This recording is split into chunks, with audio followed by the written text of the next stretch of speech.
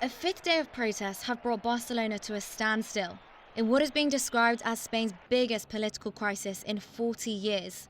Thousands marched to the city from 5 different areas of the Catalonian region.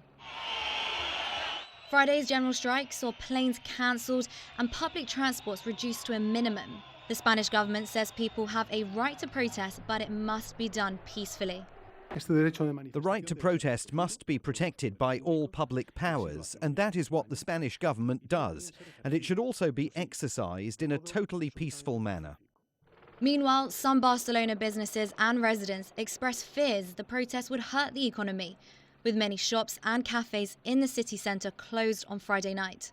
With Barcelona attracting approximately 20 million tourists a year, there are also fears that the increased violence could put visitors off. Tourism is very sensitive to changes, to movements, to violence. And of course, if you have such a movement here, which is, as you can see, a Pacific movement, it can have consequences also for tourism. The entrances of many Barcelona historic sites were blocked off by protesters earlier in the day, including Sagrada Familia, where tourists were briefly trapped inside.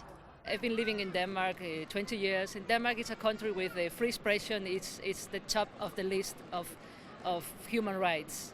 In Denmark, you are allowed to talk, you are allowed to express yourself, and nobody is going to put you in jail. Today, I'm not going to be paid in order to be here, but the people who are really making sacrifices are those who've been jailed because they've lost their family life. In my situation with this disability, if they cancel trains and block off highways, it's more difficult for me.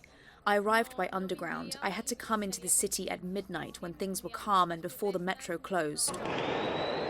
But the peaceful protests turned quickly violent as Spanish police forces clashed with the separatist protesters for a 6th night in a row.